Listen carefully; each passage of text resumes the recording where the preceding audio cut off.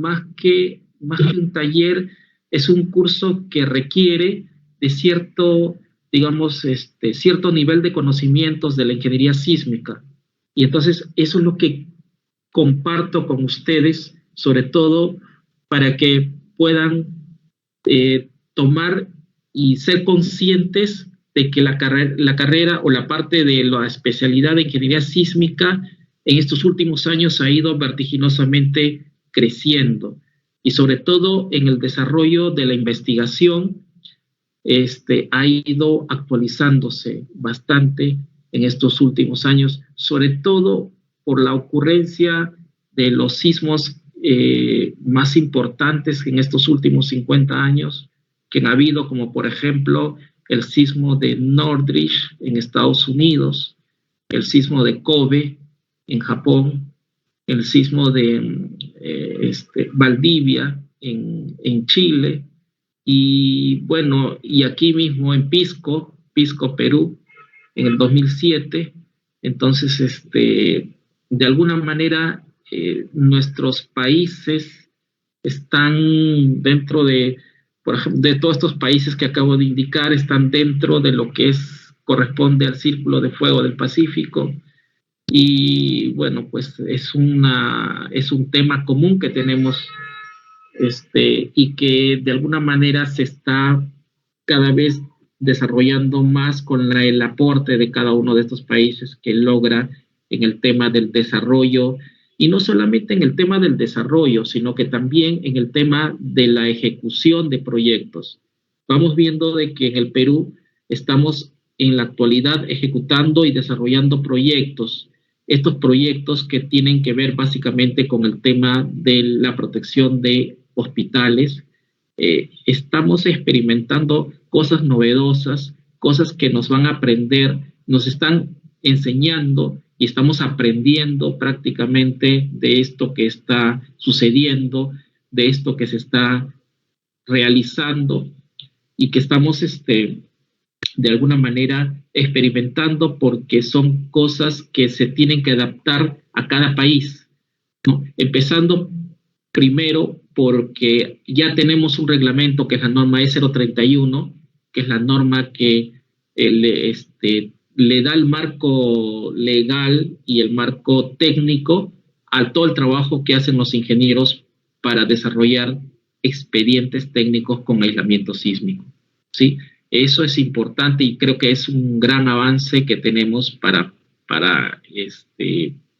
darle paso a estas nuevas tecnologías que tienen como función básica de proteger a la estructura de eventos sísmicos extraordinarios, ¿no? Vamos a ver esto en el transcurso de estos talleres, la comprensión para poder luego analizar y entrar finalmente al diseño de la estructura. Entonces, es importante esto. Y sí, por favor, me gustaría que cuando esté explicando tengan la confianza de poder interrumpirme para yo poder contestar las preguntas, ¿sí? Este curso también quiero manifestarles de que es básicamente los ingenieros generalmente lo llevan para poder comprender y conocer las características de lo que es un aislamiento sísmico, para luego pasar propiamente al análisis y al diseño.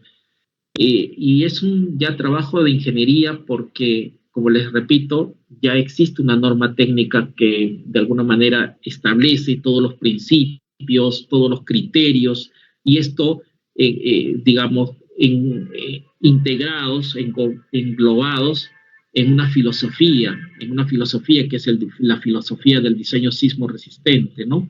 En el que la norma E031 profundiza más, teniendo en cuenta estos aspectos básicos que da la norma E030.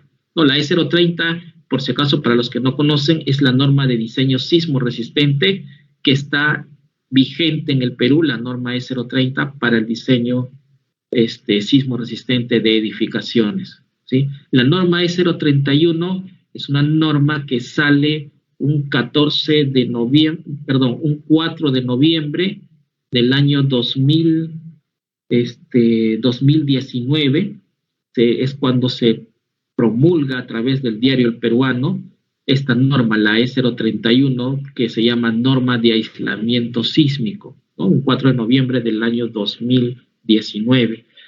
Es justamente cuando regreso al Perú y me doy con la grata sorpresa de que ya teníamos una norma recientemente. Yo llego al Perú precisamente después de hacer unos años estudiando fuera del país y cuando regreso en octubre, ya en noviembre se estaba promulgando, de ese mismo año, se estaba promulgando el nuevo reglamento de la norma E031 ya aplicable para a nivel nacional, en todo el territorio nacional, para diseño con aislamiento sísmico. Sí, pues es una buena experiencia para los ingenieros que salen o egresan de las universidades el conocer esto. Y los alumnos que de alguna manera todavía no han llevado el curso de dinámica estructural o lo que le llaman la ingeniería sísmica, espero que puedan motivarse para seguir esta línea de lo que es el tema de la estructura, o sea, del análisis y el diseño de estructuras en condiciones dinámicas, ¿no? ¿No? En condiciones dinámicas.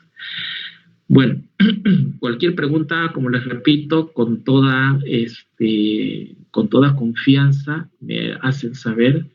Para eso, permítanme compartir mi pantalla para poder empezar después de una presentación que agradezco a sus compañeros que bueno, han tenido la amabilidad de presentarme.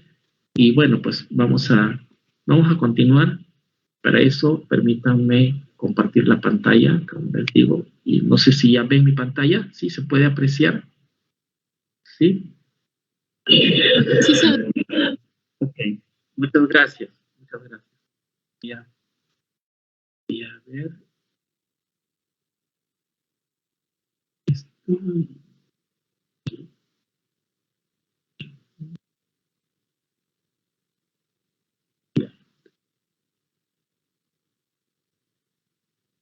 ¿Se puede apreciar mi pantalla? Sí.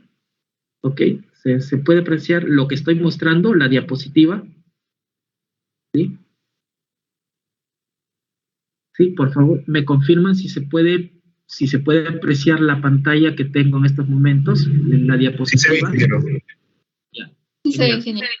Gracias, gracias.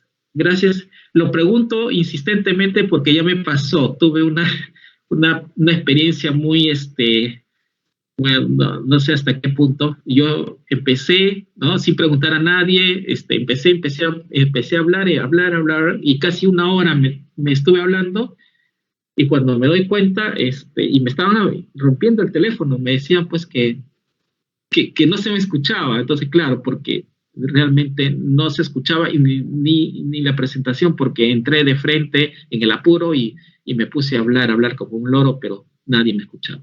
Bueno, por eso te pregunto para que pueda ser de provecho este taller, que es para todos, ¿no? Indiferentemente de que sea gratuito o no, bueno, es para todos aquellos que estén interesados en conocer un poco más sobre estos sistemas, y sobre todo para que vean la aplicación que tienen los conocimientos de la ingeniería sísmica a un caso real, a una necesidad real que tenemos en el Perú, ¿no? En el Perú y en los países que he mencionado, ¿no? Que es una necesidad porque estamos siempre tomando, digamos, experimentando las acciones sísmicas, ¿no? Y bueno, pues nuestro país, el Perú, no es ajeno a esta situación. Entonces, el día de hoy vamos a tener una introducción a este curso que es sobre el diseño de aislamiento sísmico, y para eso vamos a ver un poco qué objetivos tiene el taller, ¿no? ¿no? ¿Qué objetivo tiene el hecho de incorporar aislamiento sísmico en una edificación? ¿Y cuál es el impacto que genera en relación a la respuesta de la estructura. Eso es importante marcar como un hito para poder establecer los objetivos del sistema de aislamiento, para poder luego con esto, con esta idea, ver qué cambios va a experimentar la estructura, cuáles son digamos, los resultados de que la estructura tenga aislamiento sísmico. Para ello, vamos a conocer también los diferentes tipos de aisladores, sus características básicas, sus características fundamentales, que nos permitan conocer cuáles son las ventajas y desventajas de cada uno de ellos, ¿no? Para poder saber cómo utilizarlo.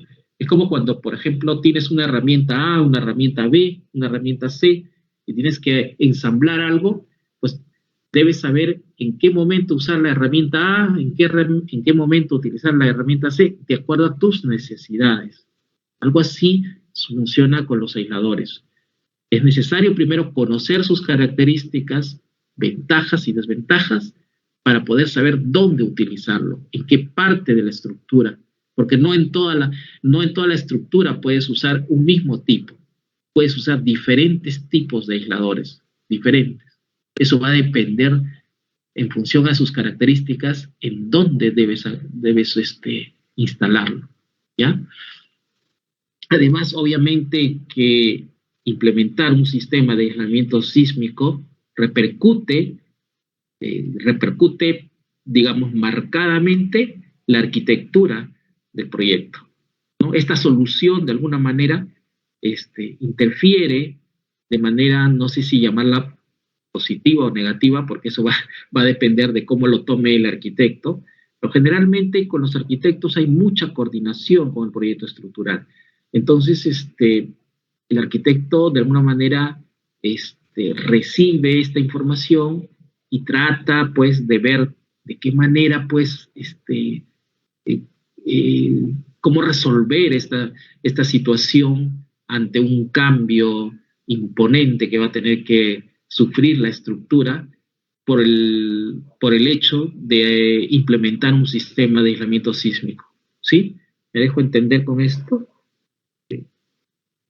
Entonces, ahí también, pues, es obvio que con todo este cambio que hagamos a la estructura, ¿no? Estos cambios no suceden, digamos, no es que los ingenieros, para poder establecer criterios comunes, no es que cada ingeniero trabaja a su manera, ¿no? No, tiene que ser bajo un criterio que es la norma peruana, la norma de aislamiento sísmico, la que les mencionaba hace un momento, la norma E031, es una norma relativamente nueva, ¿no? No tiene muchos años, ¿no? Y que eso lo vamos a ver en esta sesión 3 de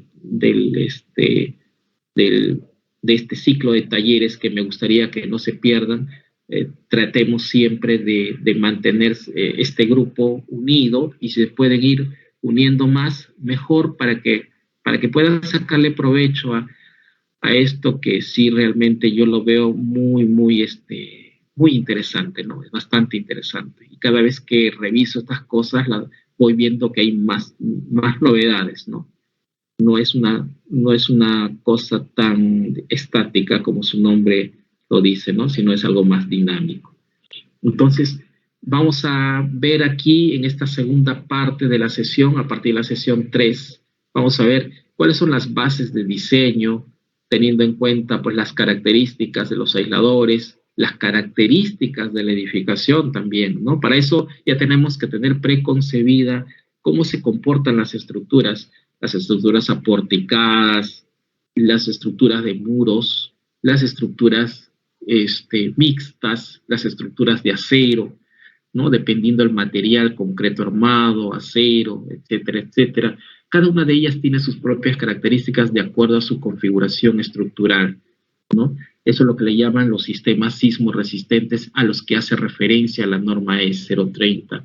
Si hay ingenieros que ya son diseñadores aquí, no me dejarán mentir que es importante conocer cada uno de estos tipos diferentes de estructuras que la norma los reconoce como tales, ¿no? Y y es importante que el diseñador estructural conozca las ventajas, desventajas y las características que identifican a cada uno de estos sistemas sismoresistentes. Entonces, la base del diseño del sistema de aisladores responde básicamente a conocer la configuración estructural y responde a conocer el comportamiento del sistema de aislamiento sísmico, ¿no? Vamos a ver también los requisitos de ensayo, porque estos aisladores, como comprenderán, son dispositivos de mucha importancia, porque sobre ellos va a recaer la responsabilidad de sostener, ¿no?, y proteger a la estructura que vamos a proteger, ¿no?, que es en este caso la edificación, ¿no? En este caso puede ser un edificio de hospital, una estación de bomberos quizás, o una central nuclear, ¿no? Entonces es ahí donde ya viene el criterio del uso de la edificación que debemos tener en cuenta. Estos sistemas de aislamiento sísmico sirven para proteger edificaciones esenciales. Y si hablo de edificaciones esenciales, pues las edificaciones esenciales están reconocidas en la norma técnica E030, ¿no? En la E030 están reconocidas como aquellas que de alguna manera tienen una importancia muy, muy grande y que pueden atender el funcionamiento de estas, va a hacer que de alguna manera se restablezcan las funciones una vez que ha sucedido la crisis sísmica, ¿no? Una vez que sucede la crisis sísmica, las funciones tienen que restablecerse. Las operaciones, todas las actividades tienen que restablecerse. Pero para que estas actividades se restablezcan una vez que sucede la crisis sísmica, tiene que haber edificaciones que hayan podido resistir sin daño para poder ayudar a que las actividades se restablezcan, ¿no? Por ejemplo, ¿cómo se puede restablecer las actividades después de una crisis sísmica? Atendiendo, por ejemplo, a los enfermos o a las personas heridas, producto pues de los colapsos de muchas estructuras que de repente no han podido resistir el sismo. Entonces hay personas heridas, hay personas que se quedan sin la vivienda y entonces estas edificaciones esenciales tienen que prestar servicio, tienen que estar funcionando para precisamente socorrer a estas personas, a las personas que han sobrevivido después del evento sísmico. Y obviamente no se está hablando de cualquier evento sísmico, tiene que ser un evento sísmico muy, muy intenso, muy alto, muy grave, ¿no? Entonces, esos requisitos para los ensayos los vamos a ver también en virtud a la importancia que tienen cada uno de estos elementos que componen el sistema de aislamiento sísmico, ¿no?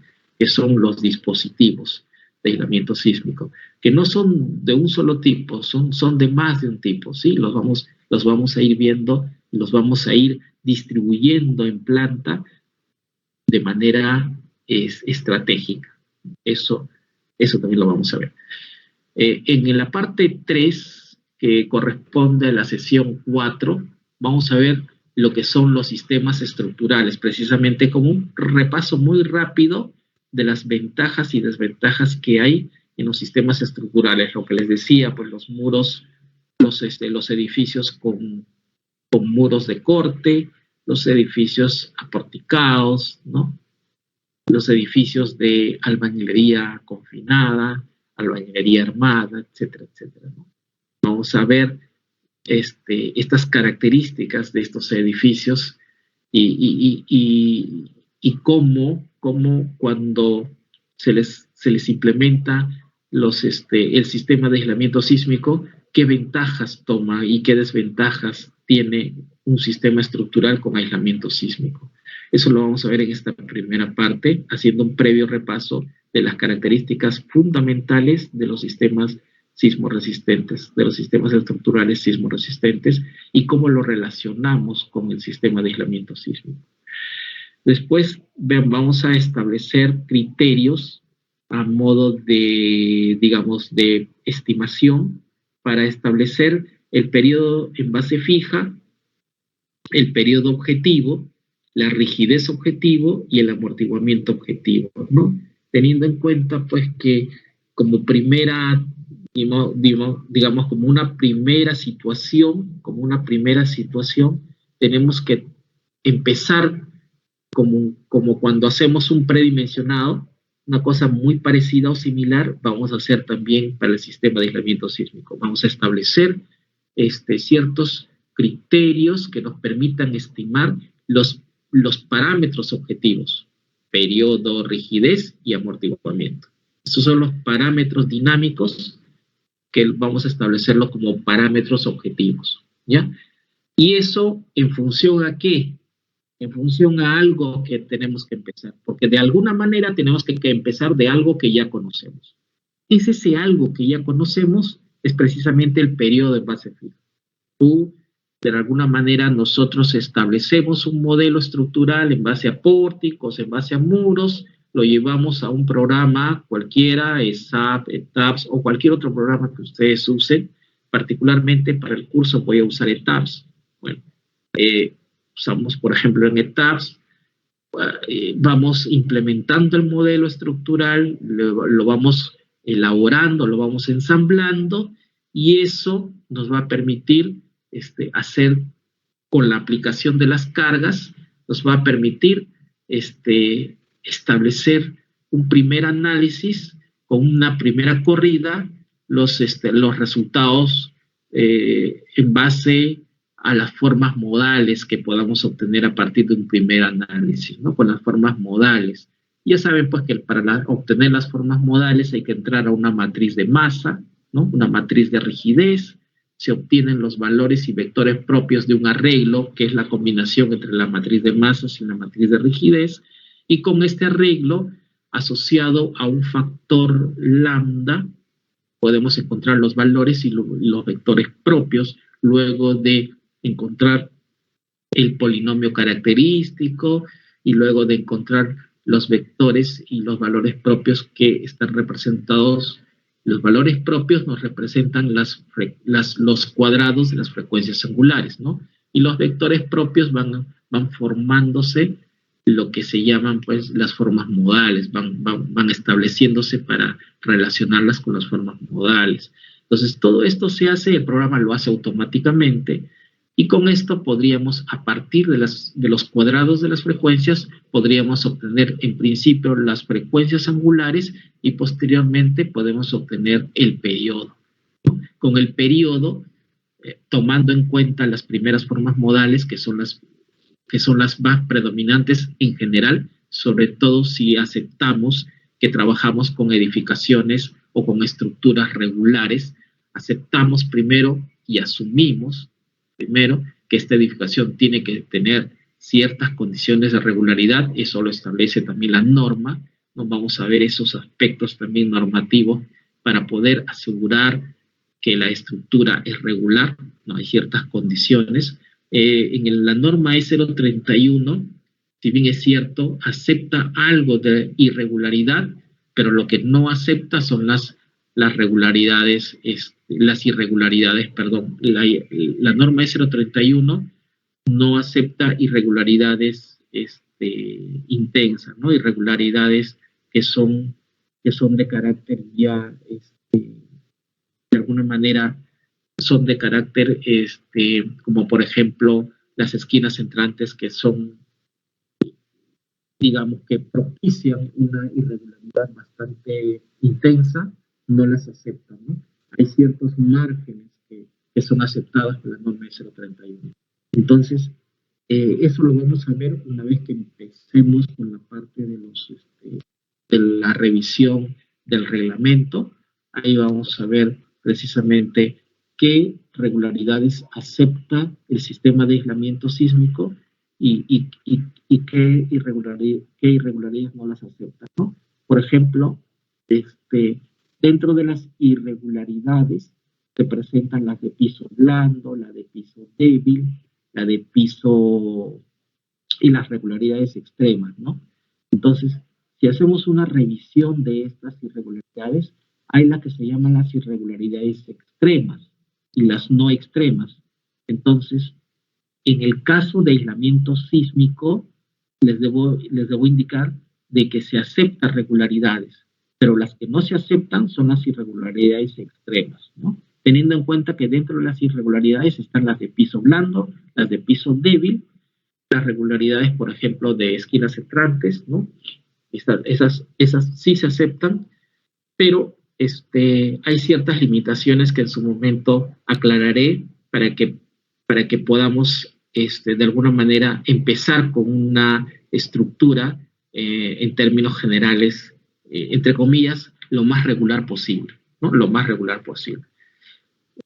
Entonces, en ese sentido va la estimación de los periodos y de los parámetros dinámicos objetivos que vamos a establecer conociendo previamente las características que debe tener una edificación para poder asignarle un sistema de aislamiento.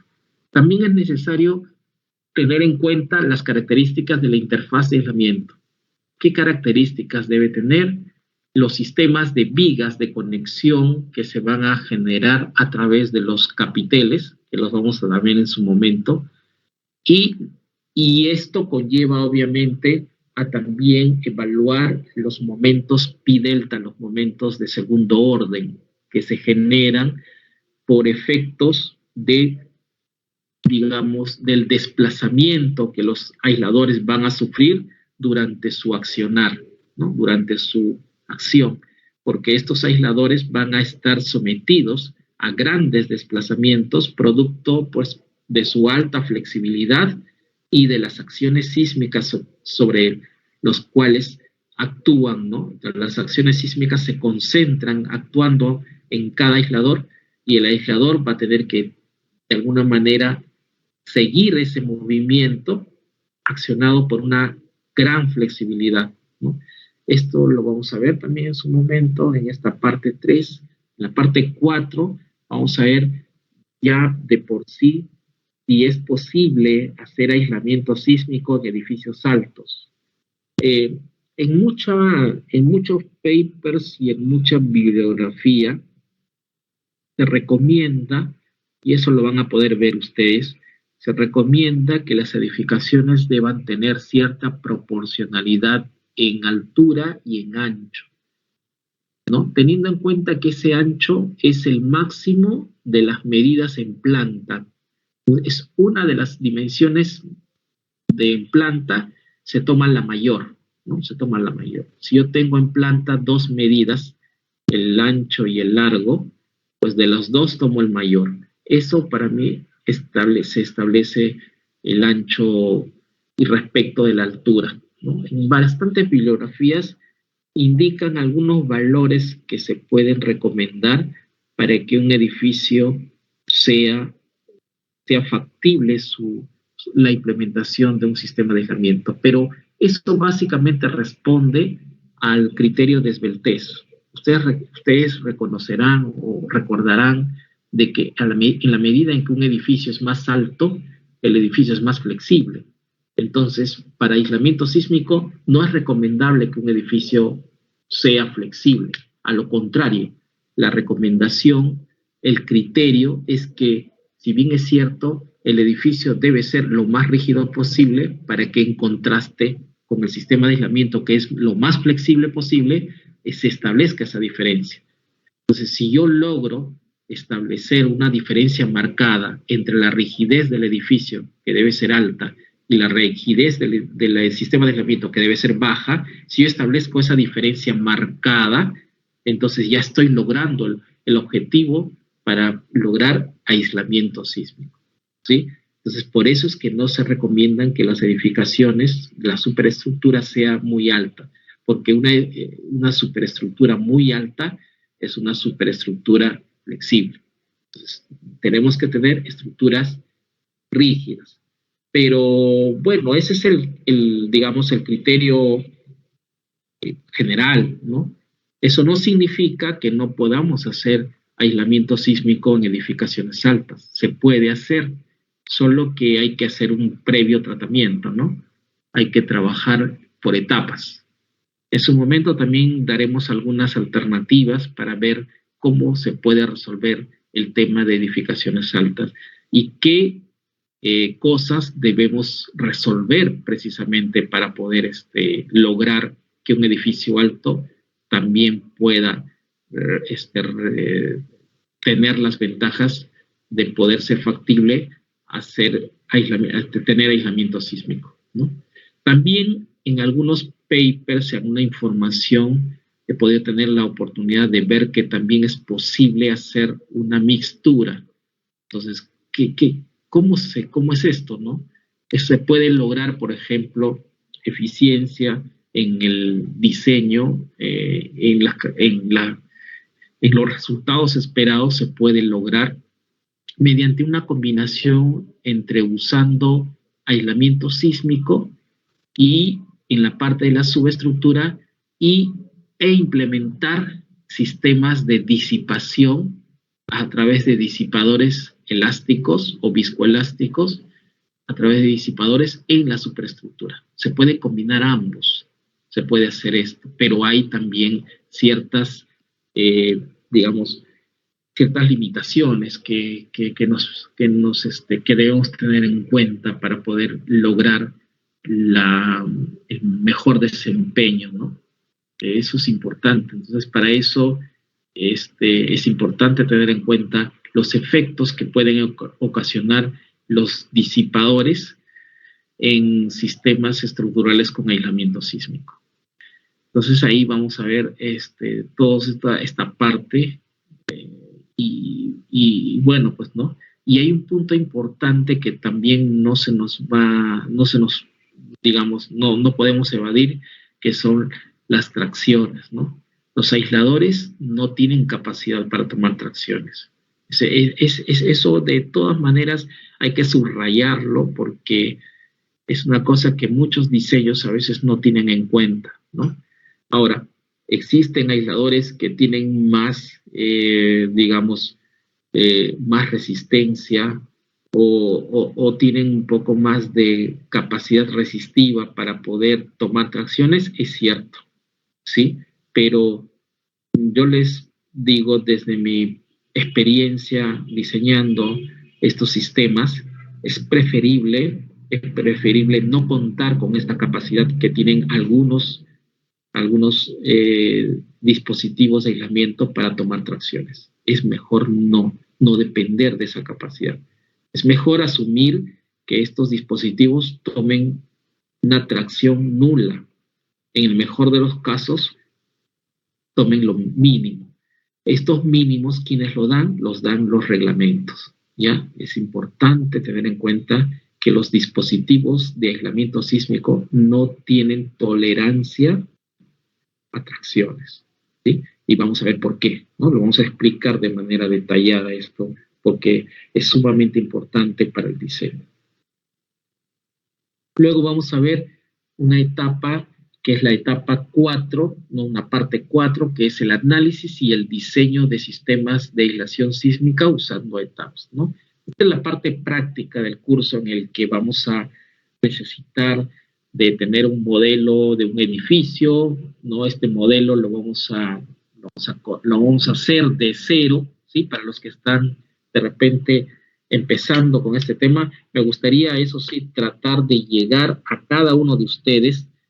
Me imagino que en esta audiencia hay gente que está empezando de llevar los cursos de estructuras, hay otros que ya tienen cierta experiencia en el tema de estructura y también me imagino que hay también profesionales que están viendo este tema como algo que quizás quieren también profundizar más, y me imagino que también hay docentes a los cuales también agradezco a cada uno de ustedes su participación. Por favor, con toda confianza, si pueden, me interrumpen.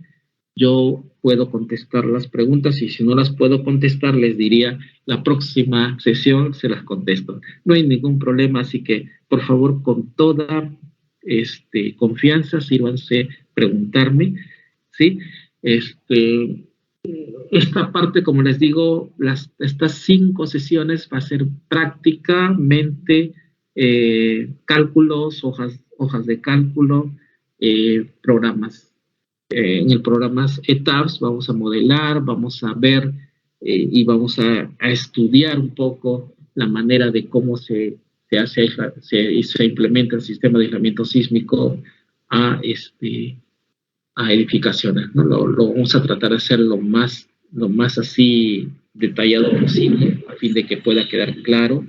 Y aparte de eso también, pues, vamos a entrar en algunas ecuaciones. Sí, eso sí me gustaría, por favor, las voy a mostrar las ecuaciones en su modo matricial para n grados de libertad, y vamos a hacer algunas consideraciones, ¿sí? No voy a entrar al análisis, digámoslo así, al análisis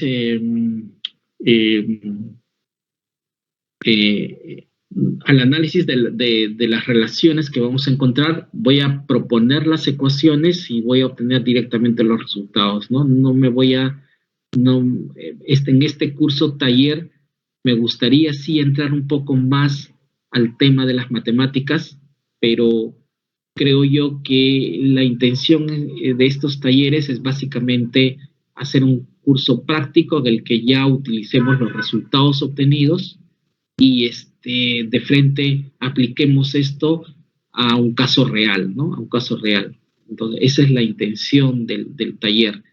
Entonces, como hoy día es una sesión introductoria, les pongo en auto para que de repente los que están esperando desarrollar un poco la matemática de todo esto, de repente no se sientan defraudados, ¿no? Entonces, avisarles de que voy a utilizar, sí, las expresiones matriciales, las voy a poner en la diapositiva, voy a obtener los resultados y voy a utilizar los parámetros, básicamente, para poder ya con estos parámetros objetivos directamente ir al diseño, ¿no? Al diseño a través del conocimiento de lo que opera como parte del sistema de aislamiento sísmico, ¿sí? ¿Alguna pregunta hasta aquí? ¿Hay alguna pregunta? Sí. También, si les parece, para entrar un poco en la parte matemática, también lo puedo hacer, pero ya sería en otra sesión en la que me pueda, pueda exponer digámoslo así. En principio, haciendo un poco referencia a la mecánica estructural, para plantear cómo es que salen las expresiones para el cálculo de deformaciones, para el cálculo de rigidez, para el cálculo de todos los parámetros que vamos a utilizar para poder establecer algunos patrones también que nos van a permitir establecer propiamente el diseño del aislador, ¿no? Si es que esta es materia de otra parte del curso, porque aquí lo que vamos a ver en este taller es básicamente utilizar los criterios conocidos, utilizar las técnicas de cómo diseñar a través del uso del Reglamento Nacional de Edificaciones para ver un caso real de aislamiento sísmico, de implementación de aislamiento sísmico en una edificación real. Entonces, todos los aspectos de dinámica y de dinámica estructural y en general de la mecánica estructural se pueden ver en otro taller en el que exclusivamente se pueda atender a cada una de las expresiones que se puede hacer, inclusive para el diseño propiamente del aislador, ¿sí? Porque es otra parte esto, ¿no? Es diseñar el aislador es una cosa, diseñar el sistema de aislamiento conociendo las propiedades del aislador es lo que vamos a hacer en este taller, ¿no? Conociendo las propiedades del aislador, entrando un poco a las propiedades básicas, intentar con estas propiedades elegir el dispositivo más adecuado que permita digamos, encontrar los parámetros objetivos, ¿no? Para un sistema de aislamiento, encontrar el desempeño esperado de la estructura. Entonces, es lo que con este taller se busca. Es amplio el taller. Yo lo expreso en una idea muy resumida, pero detrás de esto hay muchos conceptos, mucha teoría, y hay muchos criterios que hay que tener en cuenta, ¿sí? Entonces, para la parte matemática, el desarrollo a partir de las expresiones de la mecánica estructural, para el diseño propiamente del aislador, sería materia de otro taller, ¿no? Es un taller puramente de análisis propiamente del aislador, teniendo en cuenta los módulos de elasticidad, el módulo de corte de la goma, teniendo en cuenta las fuerzas, teniendo en cuenta los diferentes, las patologías que hay, teniendo en cuenta los esfuerzos admisibles, las fuerzas últimas, ¿no? Dentro del contexto de las capacidades que tienen los materiales a través de las curvas histeréticas y todo eso, ¿no? Eso es materia, como les digo, de toda una resolución en dinámica estructural que se puede ver. No hay ningún problema, es posible verlo, pero no está incluida dentro de estas sesiones porque ya de por sí este taller es bastante extenso, como habrán podido ver, son como 14 sesiones y las 14 todavía me van a quedar cortas. Sin embargo, voy a tratar de ser lo más explícito posible y lo más claro posible, ¿sí? Para que esto pueda caminar bien y para que cada uno de ustedes se lleve pues lo más fundamental que hay en el tema del diseño y el análisis con aislamiento sísmico de edificaciones, ¿no? Entonces, para eso vamos a ver lo que es el prediseño haciendo uso del método estático. Luego procederemos a hacer un planteamiento de distribución en planta de los aisladores para posteriormente entrar a una introducción bastante necesaria al prediseño de los dispositivos como tales, ¿no? No del sistema de aislamiento, sino ya propiamente a los dispositivos individuales. Luego con esta idea, encontrando las características de estos dispositivos individuales a nivel de prediseño, porque al final el diseño lo hace el proveedor, pero podemos ingresar, como les digo, a hacer un taller para poder comprender mejor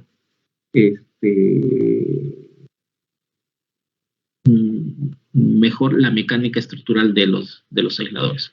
¿Ya? Y vamos a utilizar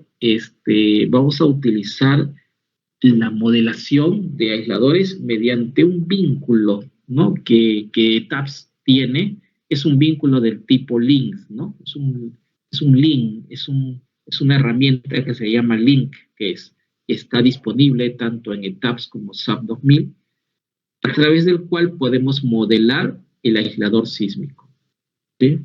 Después, verificación de las demandas. Vamos a establecer las demandas para la estructura y para ello vamos a hacer un análisis también teniendo en cuenta las demandas estructurales. Vamos a hacer un análisis no lineal tiempo-historia. Vamos a hacer este análisis.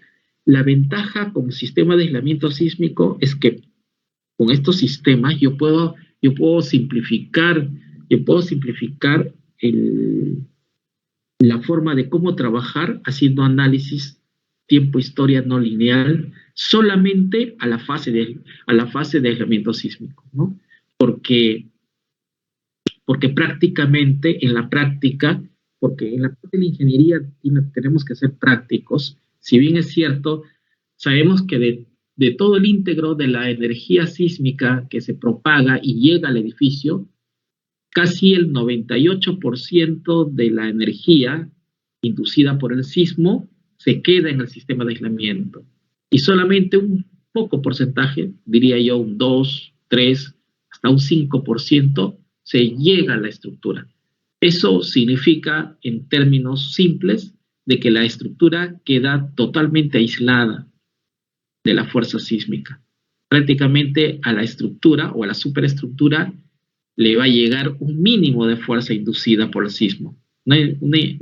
Una fuerza que prácticamente es muy pequeña, ¿no? Inducida por el sismo. Y la mayor parte de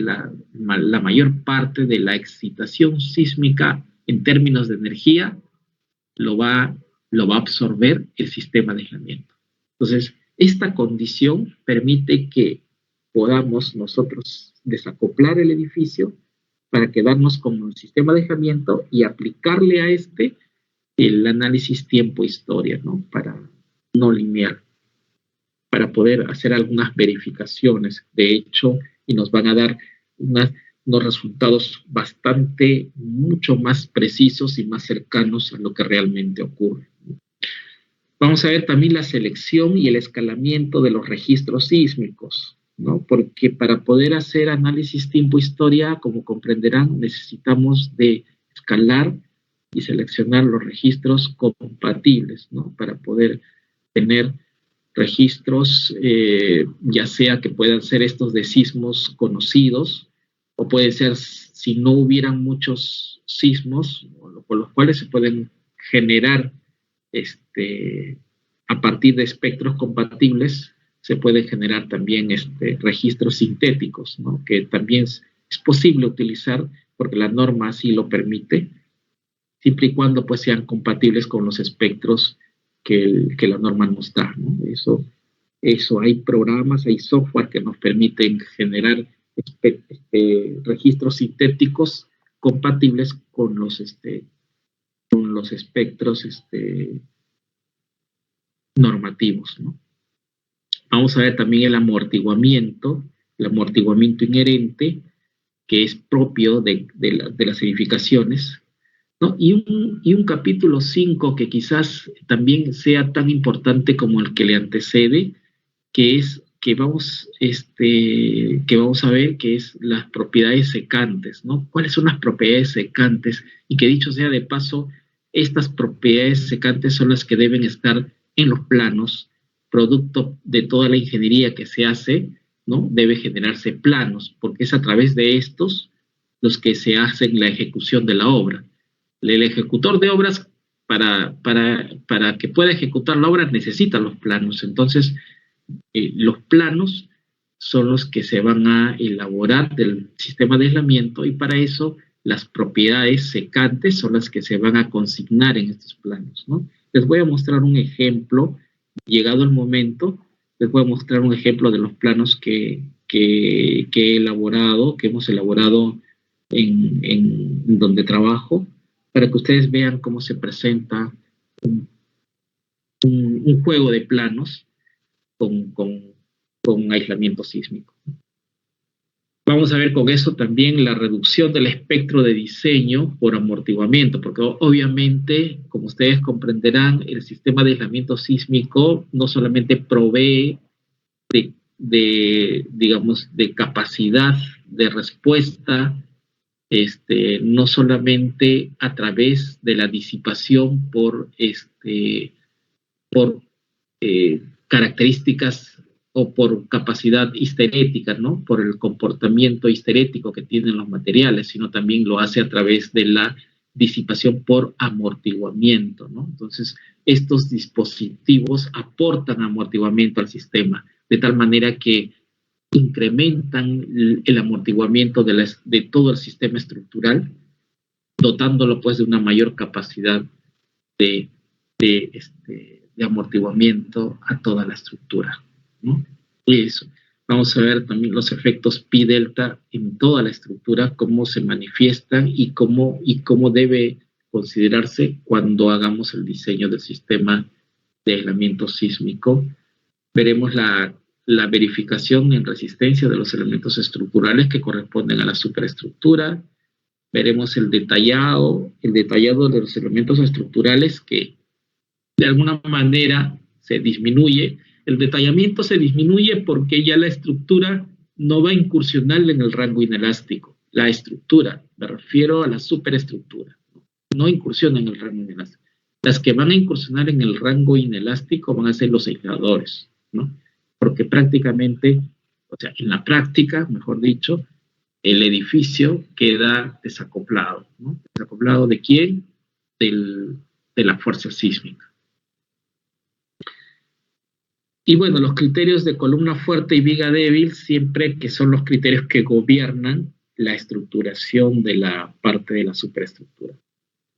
La verificación de las derivas de entrepiso, que en el caso de la norma sísmica es 0,31, exige para estos casos como máximo 3.5 por mil, ¿no? 3.5 por mil, que es la deriva máxima que acepta en edificaciones aisladas.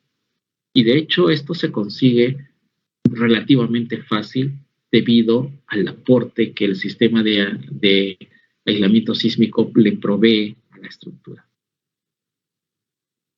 Y las últimas sesiones que corresponden al tema 4, que son la sesión 13 y 14, vamos a ver qué resultados obtenemos en un sistema con aislamiento sísmico, cuál es ese resultado esperado que vamos a obtener. Se van a dar cuenta que las derivas en la superestructura pues, se controlan de manera muy efectiva. Se logra también con eso niveles de derivas bastante controlados, fuerzas sísmicas de corte también bastante controlados, porque en principio parte de la energía solo le llega a la estructura, una energía muy limitada. Y vamos a ver las propiedades del sistema que conllevan precisamente a este producto esperado, ¿no? Las tolerancias en el tema básicamente de las capacidades que tienen los aisladores y del sistema en general, del sistema de aislamiento sísmico en general. Vamos a ver también la información que hay que revisar, las matrices de ensayos que conllevan pues a dar criterios de aceptabilidad para aceptar o no un aislador cuando este es ensayado para una obra en específico, ¿no? ¿Qué criterios de aceptación se manejan? Y cuáles son las herramientas que en la actualidad se disponen, los sistemas que en la actualidad se disponen para poder darle protección al fuego. Pero como comprenderán, en el caso de elastoméricos es más crítico porque los aisladores hechos con goma son más susceptibles al cambio térmico que produce la flama, ¿no? Eso es una gran desventaja que tienen los aisladores elastoméricos. En cambio, los aisladores metálicos friccionantes de péndulo simple, péndulo doble, triple péndulo, quizás un poco por ahí como que llevan una ligera ventaja. Sin embargo, el metal también, como ustedes comprenderán, el metal pues también alcanza su punto de fusión muy aceleradamente cuando éste experimenta cambios térmicos por la presencia del fuego, y eso también es una desventaja. Pero entre una y otra me parece que, y de hecho ambos en términos generales son muy susceptibles al fuego, ¿no? Tanto aisladores elastoméricos como aisladores metálicos, ¿no? Y vamos en estas últimas sesiones a mostrar qué sistemas de protección hay, un poco para retardar. Si bien es cierto, con estos sistemas no es que no se va a aislar del fuego, pero sí lo que se puede lograr es retardar el efecto del fuego, ¿no? Como para poder disponer de un tiempo prudencial para poder mitigar el fuego y el dispositivo pues quede, digamos, temporalmente protegido del fuego, ¿no? Mientras que dure el siniestro se puede apagar. Para eso la norma inclusive establece que se debe instalar un sistema de protección contra el fuego. Generalmente lo que se hace en los proyectos es instalar un sistema de rociadores, ¿no? Rociadores de agua para controlar el fuego, ¿no? Eso es básicamente lo que hay y bueno, pudiésemos tener, dependiendo de ustedes, una última sesión, que es la sesión 15, en la cual podríamos mostrar algunos de los proyectos en los cuales he participado, a fin de que podamos ir viendo la parte, digamos, del trabajo profesional que se hace para presentar los entregables, ¿no? Empezando por los planos de obra, para ejecución de obra, la presentación de las memorias descriptivas, las memorias de cálculo y las especificaciones técnicas, ¿no? Que se las puedo mostrar con el mayor gusto, ¿sí? Estas serían entonces todas las sesiones que vamos a tener el día de hoy. Como les decía a sus compañeros en la presentación, les manifestaban a cada uno de ustedes de que esta sesión es introductoria, es una sesión que de alguna manera nos permite tener un panorama general, panorama claro con los puntos que vamos a tocar para que no se pierdan. Ya saben entonces que cada punto es un avance bastante vertiginoso. De hecho, de sesión en sesión vamos a tener avances progresivos que van a ser, espero yo, para beneficio de cada uno de ustedes, y van a quizás, espero que muchos de ustedes se vean motivados para seguir esta línea de investigación y puedan también hacer especializaciones que les permitan pues profundizar en el conocimiento de estos sistemas que son bastante interesantes. Para mí resulta bastante fascinante el hecho de conocer estos temas, porque realmente comprendes cómo puedes entender todo este proceso, todas estas variantes que hay para lograr protección sísmica en estructuras esenciales, ¿no? Eso es por ahora. No sé si hay algunas preguntas, con el mayor gusto para poderlas contestar. Acá hay como para más o menos la primera clase vamos a hablar sobre el tema de resiliencia, qué cosa es la resiliencia, y esto está muy vinculado al tema de las edificaciones esenciales. Hace unos momentos les expliqué que las edificaciones esenciales pues tienen que ser capaces de no perder su funcionalidad ni durante ni después de un evento sísmico. Un sismo que no es cualquier evento sísmico, sino es un evento sísmico muy severo, ¿no? Excepcional. En algunos libros le llaman excepcional o le llaman sismo raro también, ¿no? Por raro le dicen por la ocurrencia, por el periodo de ocurrencia, ¿no? El periodo de retorno es muy largo para sismos raros. Entonces, desde ese punto de vista le llaman raro, ¿no? Por el periodo de ocurrencia que tiene.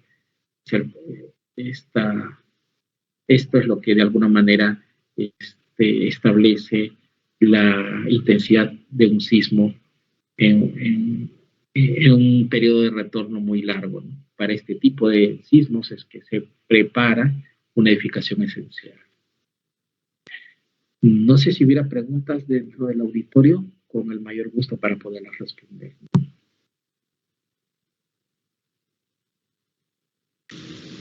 Ingeniero, ¿cómo está? Buenas tardes. Buenas tardes. Ingeniero, una consulta. Para nosotros tenemos estos sistemas que contienen de base. Las demandas son ignoradas por el tema del crecimiento justamente del periodo fundamental, el cual nosotros ubicamos dentro del espectro de respuesta con un periodo muy grande, ¿no? Entonces, mi consulta era por el tema de los predimensionamientos de las estructuras, correspondería solamente ya prácticamente a lo que son cargas de gravedad. ¿Hay alguna consideración para el tema de la rigidez de los elementos estructurales? para el control de derivas, como usted había mencionado, porque el valor que especifica la norma es de 3.5 terabits, es un valor muy, muy pequeño. Sí. ¿Cómo se controla este ingeniero? Ese es mi concepto. Sí. Aquí el ingeniero tiene que tener un poco el conocimiento del estado del arte, ¿ya? El estado del arte en toda, digamos, en todo estudio, en toda práctica profesional, cubre un papel importante aquí, ¿no? Entonces, te puedo anticipar a lo que vamos a ver nosotros, dándote la respuesta, en el sentido de que si bien es cierto, la demanda, la demanda mayor la cubre el sistema de aislamiento, solamente una fracción pequeña lo toma el edificio. Sin embargo, el código es muy conservador, el código de diseño me refiero, es muy conservador. A pesar de que la estructura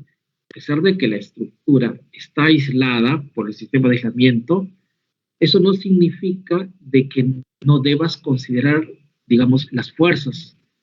Al final terminas diseñando la superestructura en condiciones, digamos, convencionales, ¿no? Tratando de aportar rigidez, una rigidez, digámoslo así, una rigidez eh, convencional, una rigidez moderada, para que el edificio pueda trabajar e incursionar generalmente en el rango elástico, porque ya los niveles de demanda disminuyen por la presencia de este sistema de aislamiento. Entonces, de hecho, porque nosotros cuando evaluamos el daño estructural siempre estamos pendientes de las derivas, ¿no? Las derivas están asociadas al daño, ¿no? Las derivas. Entonces, el controlar las derivas mediante esta limitación que el código da, que es 3.5 por mil como máximo, hace de que la estructura, pues, de alguna manera, pues, de hecho, tenga una rigidez importante, a pesar de que ya está aislado. A pesar de eso, el edificio debe de todas maneras tener suficiente rigidez. Esto hace de que el código sea, en cierto modo, conservador, y lo hace con una finalidad. Lo que pasa es que ante eventos sísmicos, el dispositivo puede activarse, o generalmente, les comento, que los dispositivos de aislamiento sísmico se activan cuanto más grande es la fuerza sísmica, ¿no? Entonces, ante un sismo severo, ten la seguridad de que estos dispositivos se van a activar. Y se van a activar de manera casi prácticamente muy rápida. Van a vencer la inercia del edificio y van a empezar a trabajar. Esto ante un evento sísmico considerado, máximo considerado. Pero si estás ante un evento sísmico,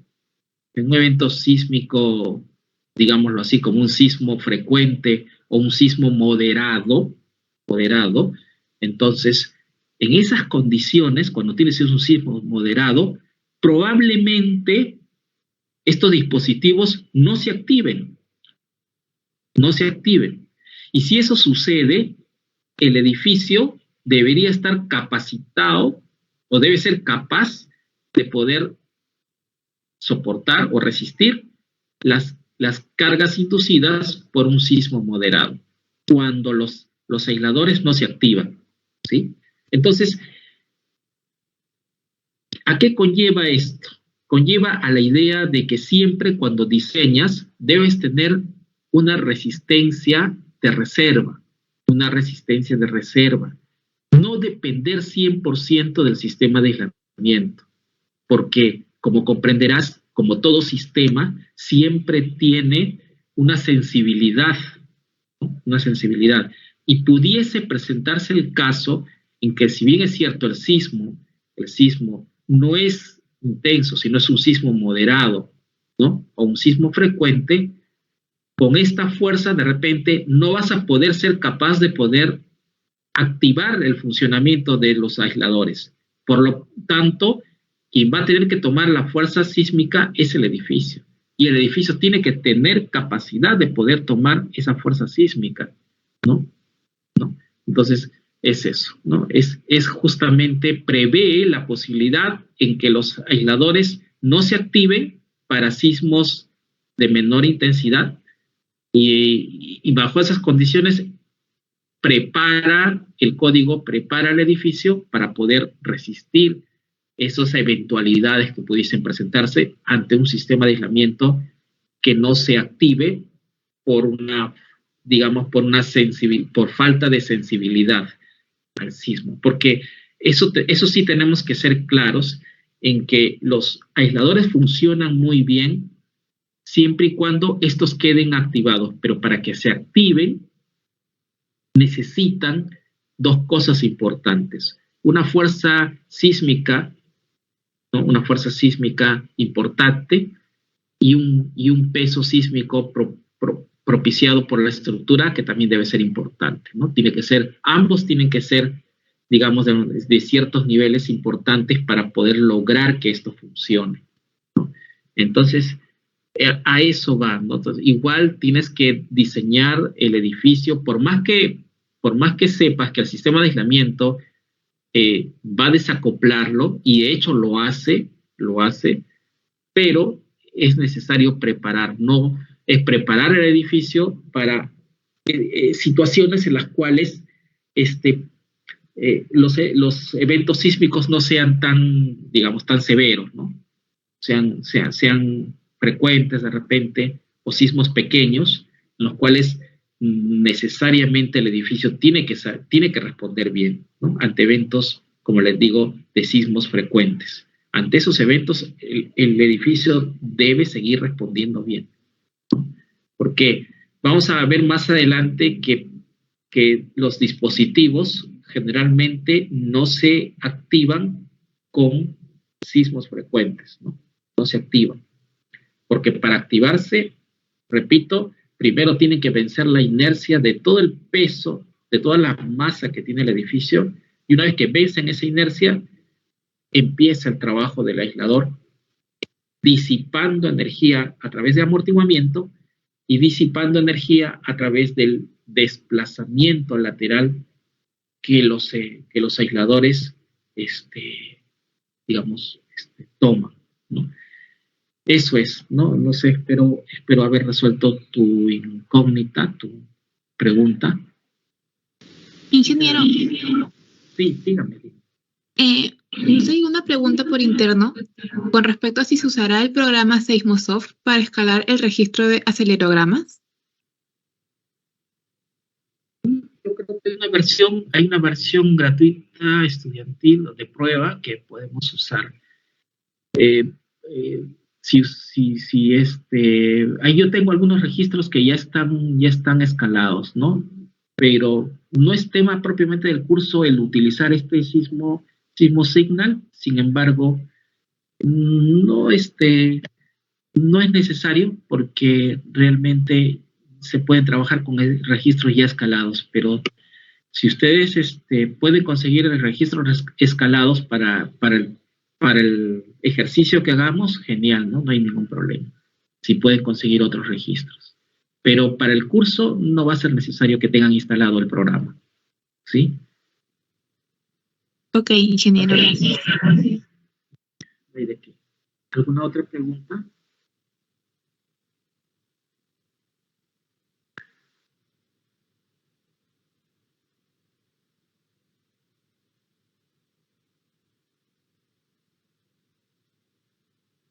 Bueno, al respecto, a ver, para poderles hablar un poco más sobre el tema, el hablar de resiliencia, pues es también es hablar de un aspecto muy importante que en las estructuras debe verse, ¿no? Y que está dentro de la norma E030, y dentro de la norma E031 está con más énfasis. No con el nombre de resiliencia, pero sí está en cada uno de los artículos, está bien marcada la influencia de la resiliencia.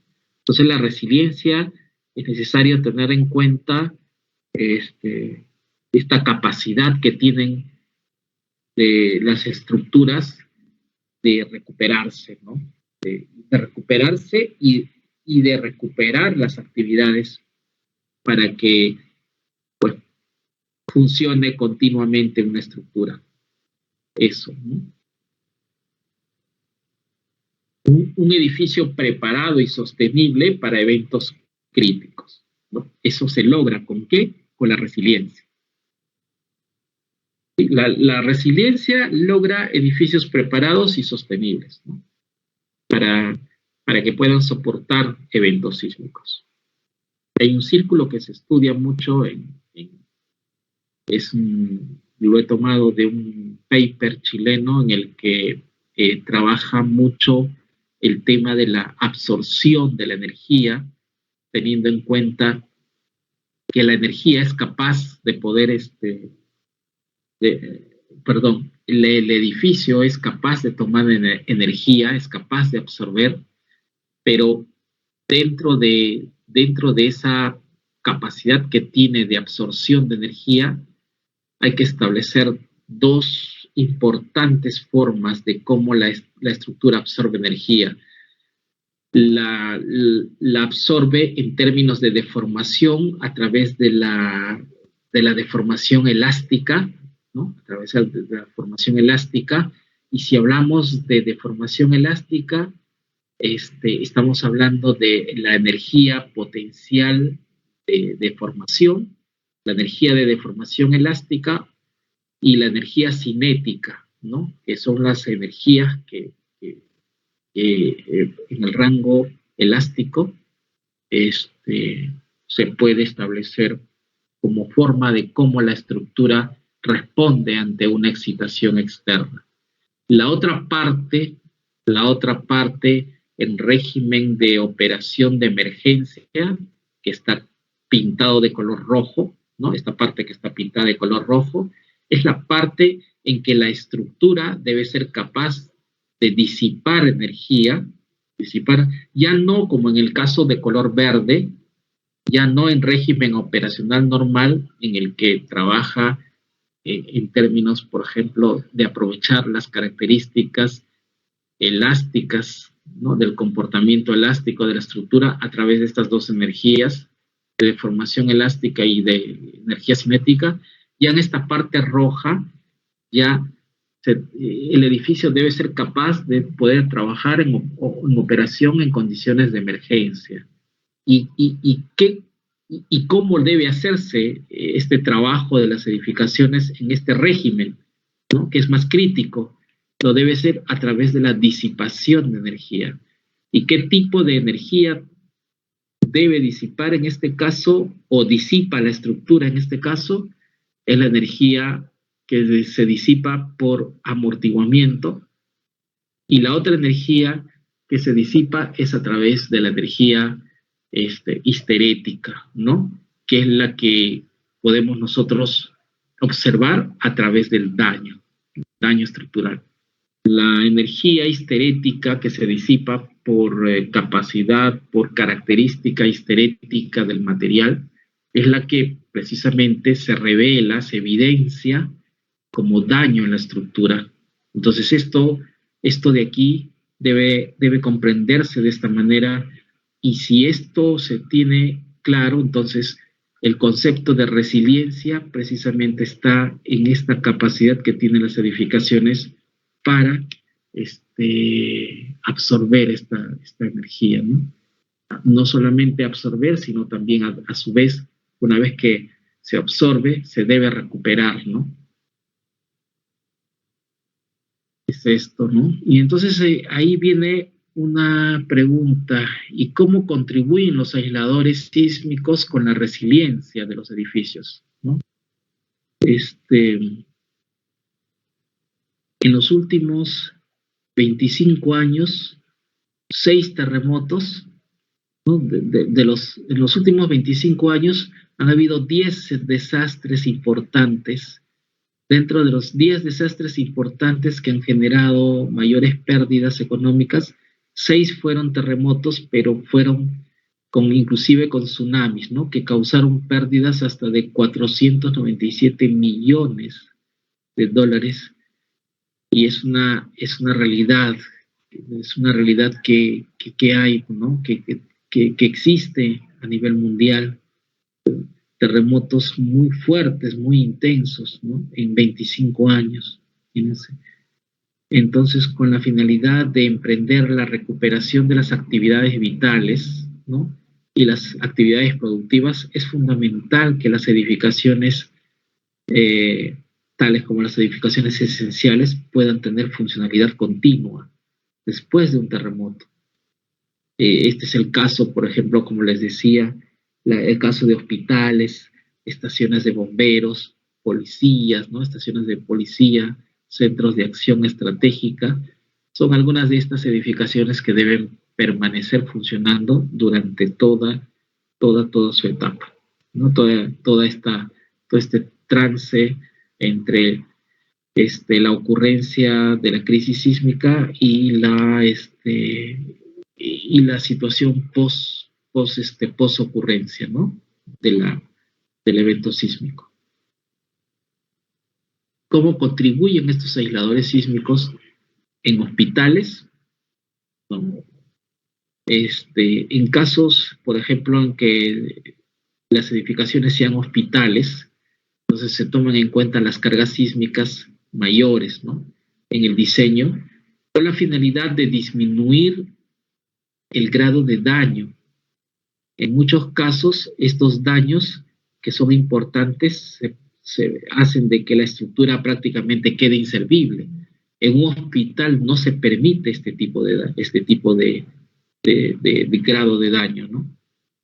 Entonces, para eso, pues existen sismos que podemos clasificarlos dentro de lo que el común de las normas establecen como sismos frecuentes, sismos intermedios y sismos severos, entendiéndose que cada uno de estos tipos de sismos se utilizan precisamente para precisamente evaluar la demanda, ¿no? Esto es la demanda. Y ahora, ¿de qué depende la demanda estructural a través de los sismos? Depende mucho, pues, del tipo de suelo, depende de la zonificación, depende del uso de la infraestructura, depende también del tipo de suelo también, de la mecánica de suelos, ¿no? Del tipo de suelo, y depende también mucho de lo que es la forma de cómo la estructura disipa la energía. Entonces, vamos a tomar uno u otro sismo precisamente para poder ver cómo debería disipar energía la estructura, ¿no? Entonces, allí les dejo estos tipos de sismos que siempre estamos viendo en temas del diseño estructural.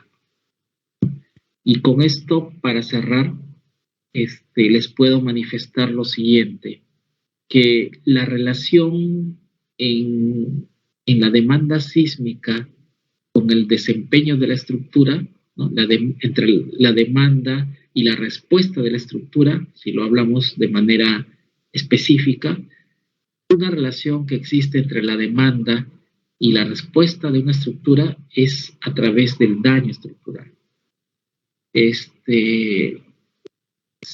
Existen estudios en los cuales, dependiendo de la demanda estructural, podemos clasificar la respuesta estructural en 4 partes, en 4 tipos de respuesta que podría la estructura tener ante la acción de estas demandas.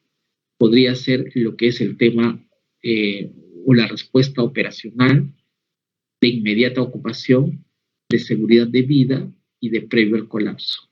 En el estado de completa o operacional o completa operación, se le llama también así, es cuando la edificación posterior al evento sísmico no sufre daño alguno, no sufre ningún daño. La estructura sigue estando operativa. Esto es fundamental para edificaciones esenciales. La segunda, que es inmediata ocupación o ocupación inmediata, responde a una estructura que, si bien es cierto, tiene ligeros daños, poco perceptibles, ¿no? Pero que daño aún ha sufrido. Sin embargo, todos estos daños son íntegramente de naturaleza arquitectónica. La estructura está intacta. Así que esta estructura es de ocupación inmediata porque el daño es mínimo, solamente a nivel de arquitectura, tarrajeos, falsos cielos rasos, etcétera, etcétera, ¿no? Eso es ocupación inmediata.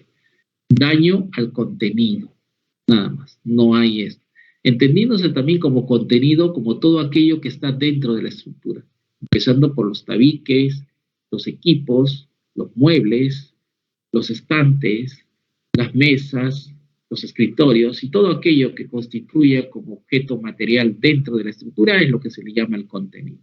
Pero vamos a ocuparnos también nosotros, dentro de las clases sucesivas, que vamos a ver que existen ciertos contenidos que nos interesan mucho y que deben formar parte también del expediente técnico para poder asegurar que la funcionalidad de la estructura, en este caso de la infraestructura, de todo, sea pues permanente, ¿no? Después de un evento sísmico muy severo, lo que llaman también como sismo raro, ¿no? Le llaman también sismo raro.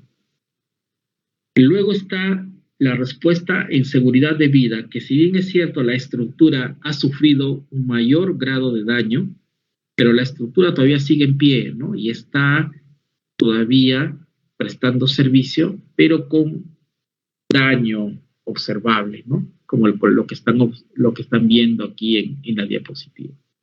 Y la última respuesta que puede proveer una edificación es la respuesta ya en una situación muy, muy crítica, que es la previo al colapso, ¿no?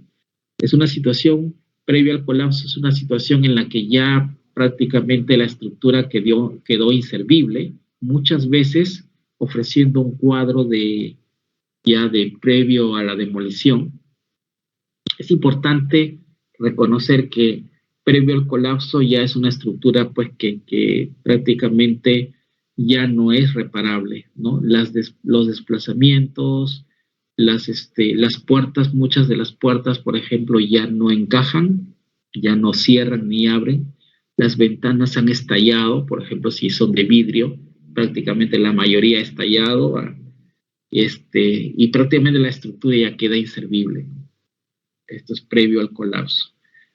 Entonces, vamos a ir viendo de que esto de acá son los conceptos básicos que tenemos que tener en cuenta para poder conocer bien los objetivos del aislamiento sísmico y los resultados que esperamos para evaluar si esto conviene o no conviene, o en todo caso mejorar o en todo caso modificar para que la estructura se mantenga siempre en condición de operacionalidad, ¿no? Operación continua, siempre.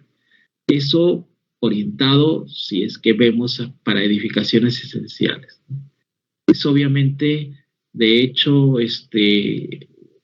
un estado como el estado operacional implica pues un mayor gasto, porque de hecho el sistema de aislamiento sísmico es un costo adicional que tiene que estar previsto en el presupuesto de obra, ¿no? Generalmente el sistema de aislamiento sísmico tiene más o menos un porcentaje respecto al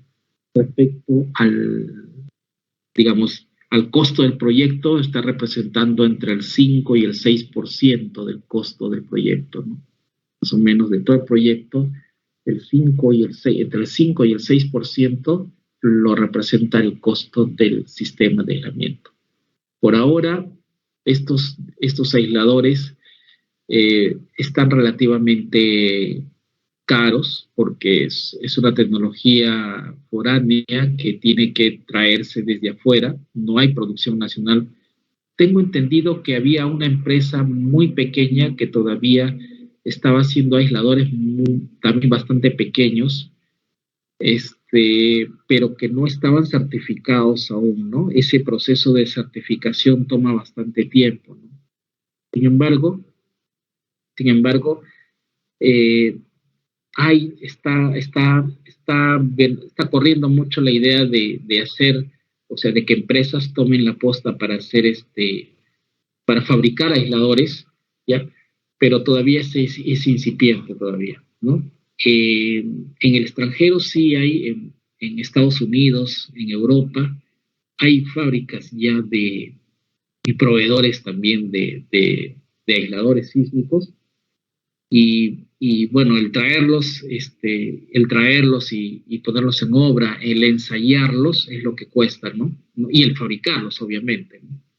Es lo que cuesta. Por eso que por ahora se están aplicando de manera obligatoria a hospitales. Sin embargo, la tendencia, una vez que se masifique estos aisladores en su producción, se masifiquen, probablemente de aquí a unos cuantos años no sería raro ver que ya edificios para departamentos puedan tener. Y hay creo que algunos edificios ya aquí en Lima que tienen aislamiento sísmico, que son para departamentos.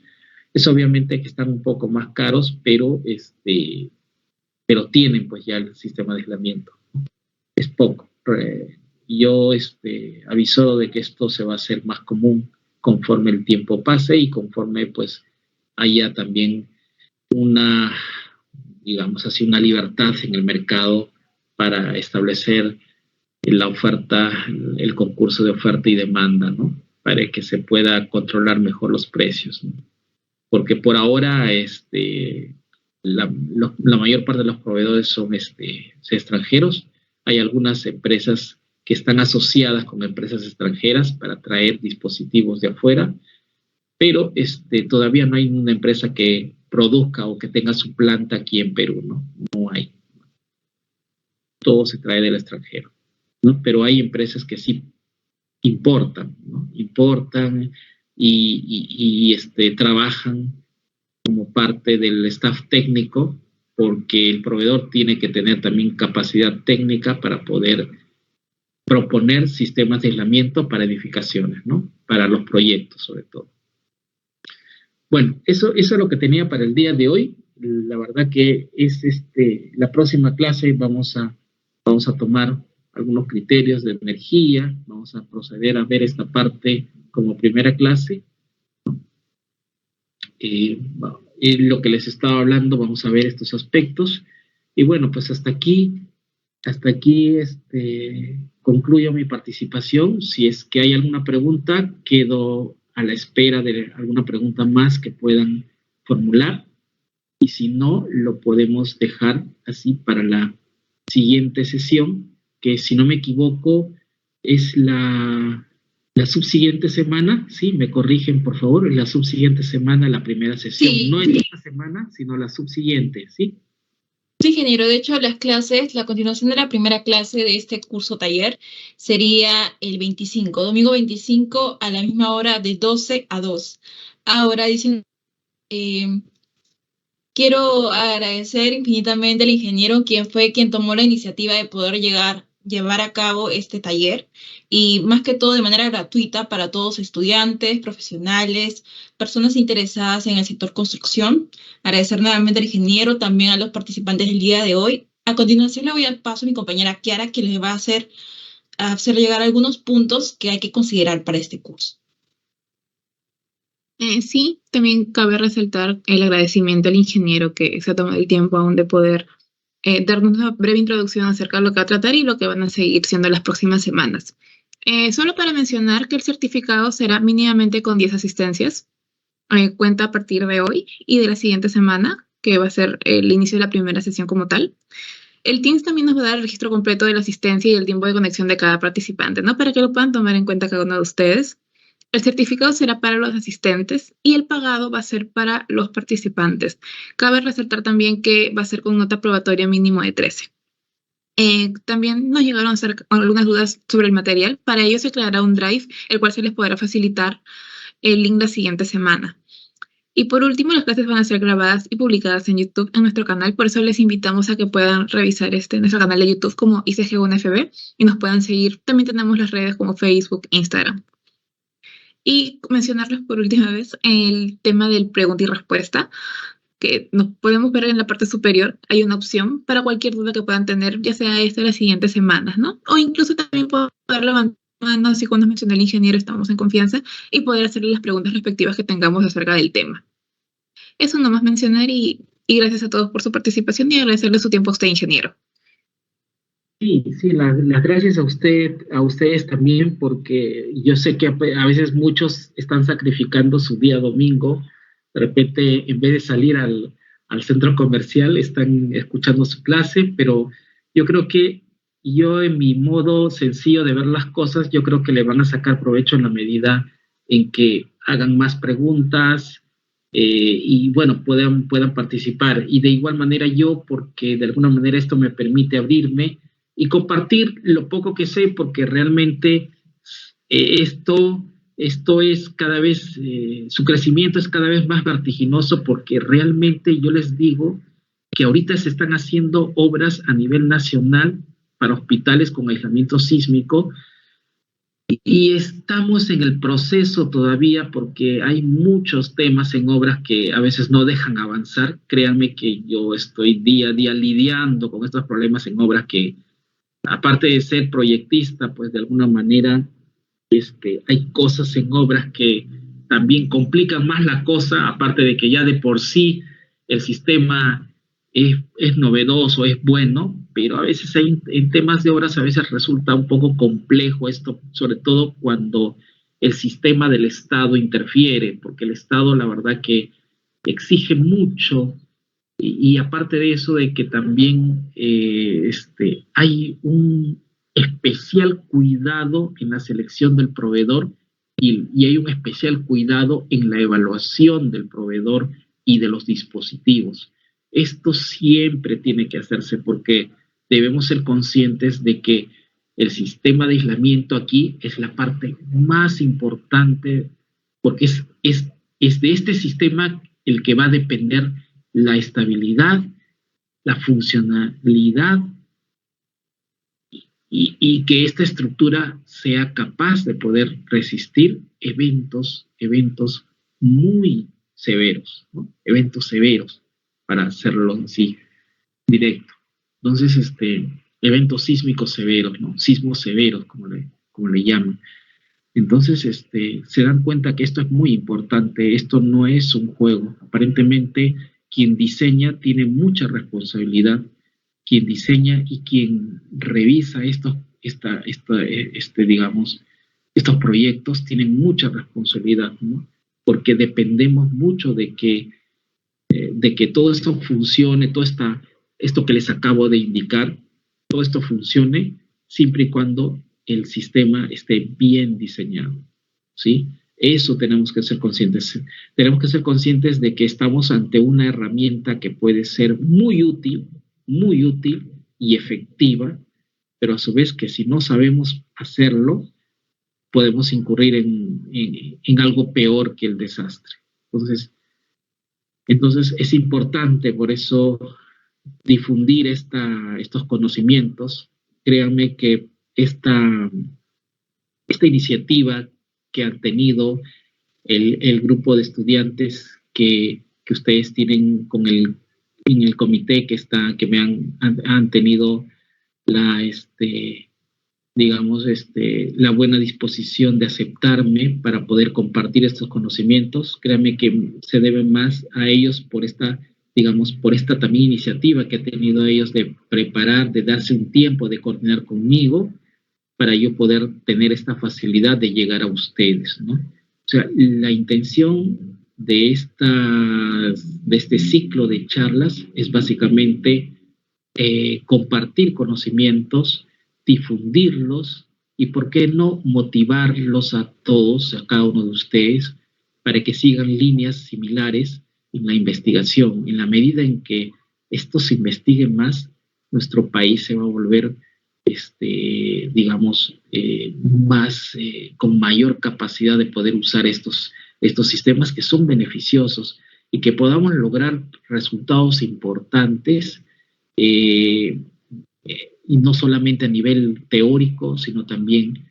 haciendo ensayos, ¿no? Que pudiésemos tener la posibilidad de ensayar, por lo menos a una escala menor, a una menor escala, haciendo ensayos que pudiesen de alguna manera, mediante una forma de lograr ensayar, aunque sea modelos a escala menor, ¿no? De aisladores, y poder comprender mejor así todo esto que conocemos, ¿no?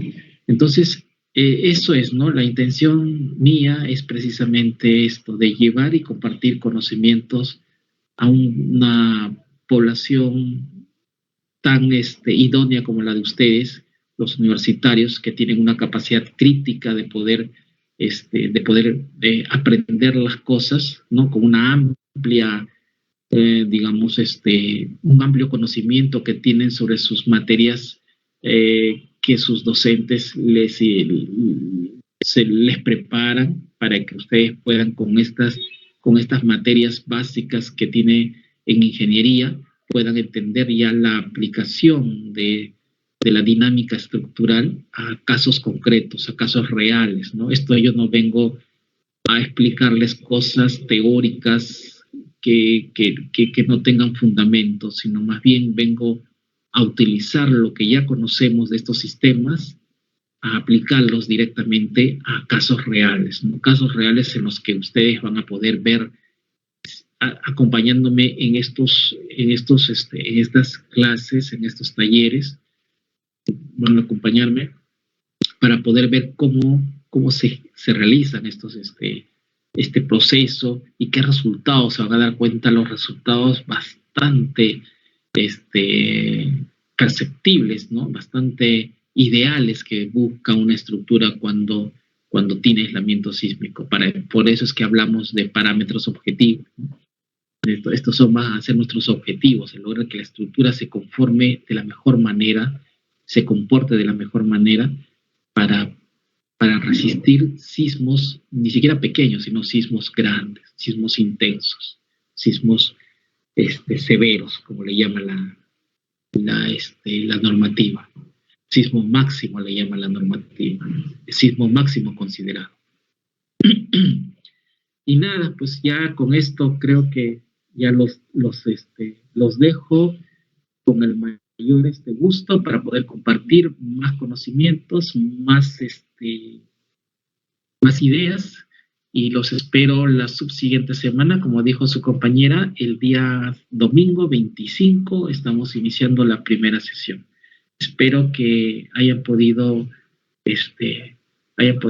sintonizar conmigo estos conocimientos, y nada, pues los dejo hasta la próxima inicio de sesión.